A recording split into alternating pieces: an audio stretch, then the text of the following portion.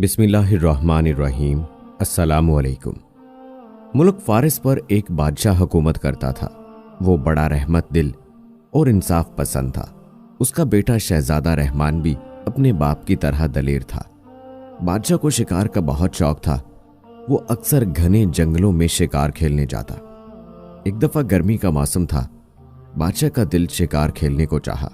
हुक्म की देर थी, तमाम इंतजामात हो गए और बादशाह शिकार के लिए चल पड़ा। सारा दिन बादशाह शिकार में मसरूफ रहा कि शेर, चीते, बारहसिंगे शिकार किए। शाम हुई तो ये शिकारी काफिला वापसी के लिए चल दिया। अभी आधा सफर भी तय न किया था कि बादशाह को एक निहायत खूबसूरत हरन नजर आया। बादशाह ने फौरन कमान में तीर जोड़ा और निशाना लेकर छोड़ दिया। उधर कमान से तीर निकला, उधर हरन चौकड़ियां भरता भाग खड़ा हुआ। निशाना खता हो गया तो बादशाह गुस्से में आ गया। उसने घोड़े को एड़ी लगाई और हरन के ताकुब में चल दिया। मुहाफिज और वजीर वगैरह भी पीछे लपके, मगर बादशाह तेज रफ्तारी से घोड़ा दौड़ाता उनकी नजरों से ओझल हो गया। बादशाह ने कई बार हरन का निशाना लेकर तीर चलाए, लेकिन हरन को एक भी ना लगा और हरन झाड़ियों में गायब हो गया। रात का अंधेरा जंगल में उतरने लगा था। हरन के बच निकलने पर बादशाह को गुस्सा तो बहुत आया, लेकिन क्या कर सकता था। अंधेरा बढ़ता जा रहा था, इसलिए उसने वापस जाना ही मुनासिब समझा। बादशाह ने घोड़े की बाग मोड़ी और एड़ी लगाने ही वाला था कि रात की खामोशी को चीरती किसी के रोने की आवाज उसके कानों में पड़ी। बादशाह चौंक पड़ा। आवाज किसी औरत की थी। उस वीरान और भयानक जंगल में औरत कहां से आ गई? पहले तो बादशाह ये सोचकर घबरा गया कि कोई भूतनी या चुड़ैल तो नहीं, लेकिन फिर उसे ख्याल आया कि मुमकिन है और कोई मजलूम औरत हो। रोने की आवाज करीब से आ रही थी। बादशाह घोड़े से उतर आया और लगाम थामकर उसकी तरफ बढ़ा। दरख्तों के झुंड में एक पुराना कुआं था, जिसकी मुंडेर पर एक निहायत ही खूबसूरत औरत बैठी रो रही थी। उसका रंग दूध जैसा सफेद और बाल सुनहरी थे। उसने फटे पुराने कपड़े पहन रखे थे। बादशाह ने नजदीक जाकर बड़े नर्म लहजे में पूछा, ए खातून, तू कौन है और इस वीरान जंगल में बैठी क्यों रो रही है? मैं इस मुल्क का बादशाह हूं, मुझे बताओ, किसने तुम पर जुल्म किया? औरत आंसू बहाते हुए कहने लगी, ए बादशाह, मेरा नाम नगीना है। मैं पड़ोसी मुल्क की रहने वाली हूं। मेरा बाप मर गया तो चचा ने सारी जायदाद पर कब्जा कर लिया और मुझे जंगल में खूनखार जानवरों का लुकमा बनने के लिए छोड़ गया है। ये कहकर औरत जोर जोर से रोने लगी। बादशाह को इस पर रहम आया। बादशाह ने उसे अपनी मलका बनाने का फैसला किया। उसकी पहली मलका तो कई साल हुए फौत हो चुकी थी। बादशाह ने नगीना को घोड़े पर बिठाया और वापस चल दिया। थोड़ी दूर ही गया था कि उसके वजीर और मुहाफिज मिल गए, जो उसे ढूंढते फिर रहे थे। बादशाह उनके साथ वापस महल में लौट आया। अगले दिन बादशाह ने नगीना से शादी कर ली और वो मलका नगीना बन गई। घर घर खालिस घी के चिराग जलने लगे। हर तरफ नौबतें और नकारे बजते रहे। हर आला और अदना खुशियां मना रहा था कि एक दिन तक बादशाह की शादी की खुशी में जश्न मनाया जाता रहा। शहजाद रहमान को भी बहुत खुशी हुई थी। वक्त इस तरह गुजरता चला गया, मगर नई मलका आने के कुछ ही अरसे बाद बादशाह की तबीयत खराब रहने लगी। वो दिन ब दिन कमजोर होता जा रहा था।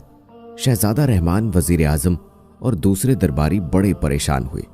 मुल्क के बड़े बड़े मशहूर हकीमों ने इलाज किया, मगर कोई फायदा ना हुआ।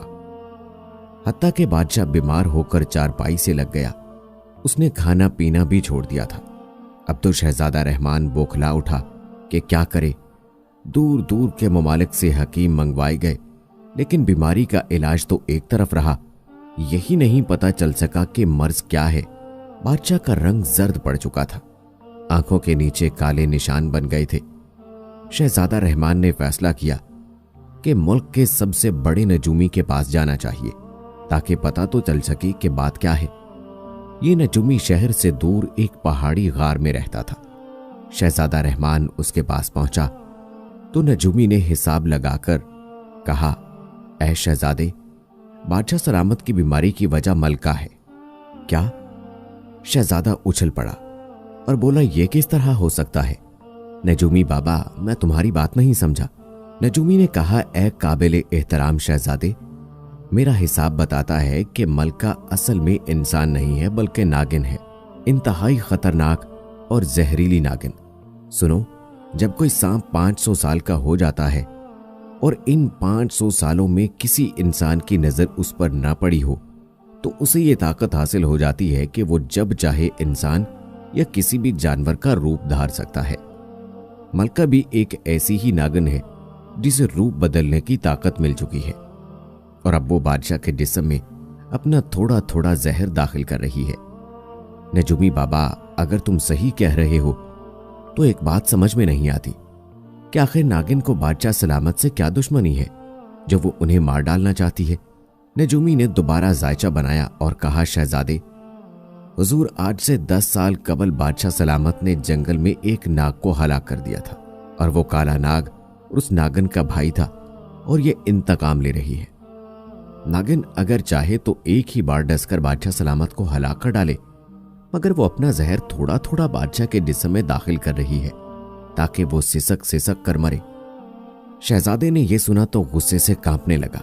म्यान से तलवार निकाल कर लहराई और कहा, मैं उस बदबख्त नागिन को अभी जाकर टुकड़े टुकड़े कर दूंगा। नहीं शहजादे हुजूर, ऐसा करना मुनासिब ना होगा। वो बड़ी चालाक नागिन है। अगर आपका वार खाली गया तो वो आपको हरगिज ना छोड़ेगी और डस लेगी।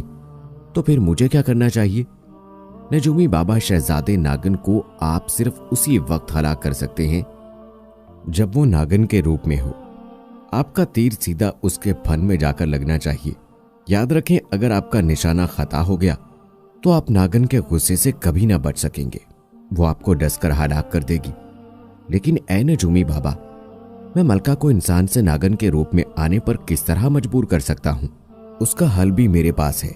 मैं आपको एक खास दवाई की पुड़िया देता हूं। आज रात का खाना खाते वक्त होशियारी से वो दवा पानी में हल करके मलका को पिला दीजिएगा और बादशाह की ख्वाबगाह में मौजूद पानी की सुराही को खाली कर देना। ख्वाबगाह के दरवाजे पर ताला लगा देना। इस दवाई के असर से आधी रात के वक्त मलका को शदीद प्यास लगेगी और फिर जो होगा वो आप खुद ही देख लेंगे। मगर एक बात ध्यान से सुन ले, ये काम बड़ी होशियारी से करना होगा। मलका को जरा बराबर भी शक नहीं होना चाहिए। नजूमी बाबा, जैसा आपने कहा है मैं वैसा ही करूंगा। ये कहकर शहजादा वापस महल में आ गया। रात हुई, खाने का वक्त आया तो शहजादे ने बड़ी होशियारी से दवाई मलका के पानी के गिलास में डाल दी। मलका को पता ही ना चल सका और वो पानी पी गई। थोड़ी देर बाद ही शहजादा उठ खड़ा हुआ। मलका ने हैरानगी से कहा, क्या बात है शहजादे, आज तुमने बहुत कम खाना खाया है। तुम्हारी तबीयत तो ठीक है ना? जी हाँ, बस आज भूख कुछ कम थी। आप इत्मीनान से खाए, शहजादे ने मुस्कुराते हुए कहा और कमरे से बाहर निकल आया। वो तेजी से दौड़ता हुआ बादशाह की ख्वाबगाह पहुंचा और सुराही का पानी बहा दिया। इस काम से फारिग होकर शहजादा ख्वाबगाह के सामने वाले कमरे में छुप गया। कुछ देर बाद ही मलका ख्वाबगाह में चली गई। शहजादे ने फौरन नजूमी की हिदायत के मुताबिक पर बाहर ताला लगा दिया और खुद तीर कमान लेकर रोशनदान में बैठ गया। बादशाह और मलका मुसहरी पर पड़े सो रहे थे। रात आधी से ज्यादा गुजर गई तो यकायक मलका को जोरदार प्यास लगी। वो उठी और सुराही से पानी लेना चाहा, मगर सुराही तो शहजादे ने पहले ही खाली कर दी थी। मलका ने दरवाजा खोलकर बाहर निकलना चाहा, लेकिन दरवाजा तो बंद था। शहजादा रहमान रोशनदान में छुपा बैठा ये सब मंजर देख रहा था। दवाई के असर से मलका को ऐसी जबरदस्त प्यास लगी कि उसका मुंह खुल गया। उसे यूं लगा जैसे हलक में कांटों का जंगल उगाया हो। मलका परेशान हो गई थी कि कहां से पानी हासिल करके प्यास बुझाए। ख्वाबगाह से एक छोटी सी नाली बाहर को जाती थी। यह खाली नाली गंदे पानी के निकास के लिए बनाई गई थी। मलका ने फैसला किया कि नागिन बनकर नाली के रास्ते बाहर जाकर पानी पीना चाहिए। वो दबे कदमों बादशाह के पास आई। बादशाह तो सारे घोड़े बेचकर सो रहा था। मलका को जब यह इत्मीनान हो गया कि बादशाह बेखबर सोया पड़ा है तो उसने जमीन पर एक लोड लगाई और अगले ही लम्हे फर्श पर एक मलका की जगह एक स्याह नागिन मौजूद थी। शहजादे ने जब ये मंजर देखा तो कांप उठा। नजूमी बाबा ने सच ही कहा था। नागिन की स्याह खाल चमक रही थी वो बल खाती लहराती नाली के रास्ते बाहर निकल गई। शहजादे को वक्त ही ना मिल सका कि तीर चला सके। शहजादा जल्दी से रोशनदान से उतरा, घूमकर बाग में पहुंच गया। उसे यकीन था कि नागन मलका बाग के तालाब में पानी पीने गई है। चांदनी रात थी। चांद की जर्द रोशनी में सब्जा बड़ा भला मालूम हो रहा था। शहजादे का ख्याल बिल्कुल दुरुस्त था। मलका वाकई तालाब से पानी पी रही थी। पानी पीने के बाद उसने फन फैलाकर एक जोरदार फनकार मारी। शहजादा ऐसी जगह छुपा खड़ा था कि मलका के फन का निशाना नहीं ले सकता था। नागन मलका कुछ देर घास पर लहराती रही, फिर एक तरफ चल पड़ी। उसका रुख ख्वाबगाह की तरफ नहीं था कि वो महल से बाहर वाले रास्ते पर जा रही थी। शहजादा रहमान उसके पीछे पीछे था। महल से निकलकर मलका उस रास्ते पर होली जो जंगल को जाता है। शहजादा रहमान बड़ी होशियारी से उसका पीछा कर रहा था। यह भी खुदा का शुक्र था कि चांदनी रात थी, वरना अंधेरे में नागिन कब आती। नागिन मलका घने जंगल में पहुंच गई। एक गार के बाहर रुककर उसने जोरदार फुनकार मारी।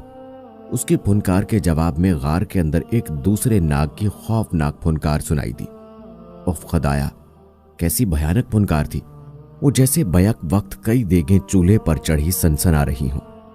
फुनकार के साथ ही झाड़ियों और सरकंडों के टूटने की आवाजें आईं और फिर एक निहायत ही बड़ा अजदहा नुमा नाग गार से बाहर निकल आया।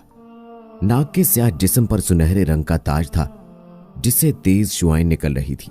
ये जंगल का शीश नाग था जो नागन के सामने आकर फन फैलाकर खड़ा हो गया। नागन सरमस्ती के आलम में झूम रही थी। शीशनाग की आंखें शुरू की माने देख रही थी और वो दो शाखें जुबान बिजली की तरह लबलबा रहा था। दोनों नाग कुछ देर एक दूसरे को देखते रहे, फिर नागन शीशनाग से लिपट गई और वो दोनों नाचने लगे। शहजादा रहमान इस दौरान एक दरख्त पर चढ़ चुका था। वो इंतहाई हैरतनाक और खौफनाक मंजर देख रहा था। तीर कमान उसके हाथ में मौजूद था और वो मुनासिब मौके की तलाश में था। कुछ देर तक नागन और नाग नाचते रहे, फिर एक दूसरे से अलहदा हो गए। शीशनाग अपने गार में वापस चला गया और नागिन वापसी के लिए मुड़ी।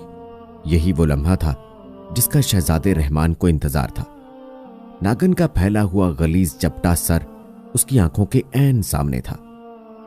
शहजादे ने खुदा का नाम लिया, तीर छोड़ दिया। हवा को चीरता सनसनाता हुआ तीर नागिन के फन के आर पार हो गया। नागिन का उठा हुआ सर झटके से पीछे की तरफ जा गिरा।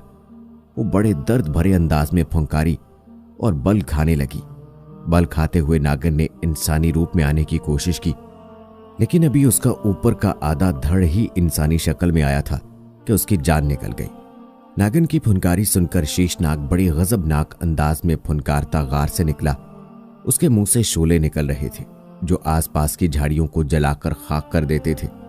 शहजादा रहमान इस दौरान कमान में नया तीर लगा चुका था। उसने शीशनाग की दाएं आंख का निशाना लेकर तीर छोड़ दिया। तीर निशाने पर बैठा, नाग बुरी तरह बल खाकर तड़पा। शहजादे ने झट दूसरा तीर छोड़ा और नाग की बाएं आंख भी खत्म हो गई। शीशनाग अंधा हो चुका था, उसे अब कुछ नजर नहीं आ रहा था। वो फुनकारे मारता अपना सर बार बार दरख्तों और पत्थरों पर पटक रहा था। शहजादे ने पैदर पै तीर चलाया, नाग को हलाक कर दिया और दरख्त से नीचे उतराया। आधी इंसान और आधी नागन मलका मरी पड़ी थी। शहजादे ने गार में जाकर देखा कि कहीं कोई और सांप तो नहीं है, मगर वहां तो इंसानी खोपड़ियों और हड्डियों का ढेर लगा हुआ था।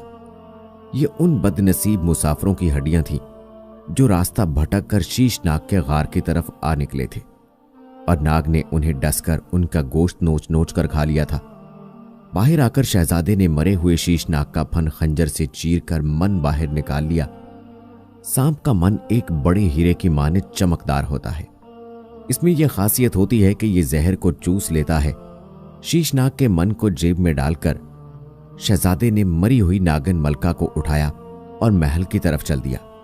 जिस वक्त वो महल पहुंचा, रात की तारीकी छटने लगी थी।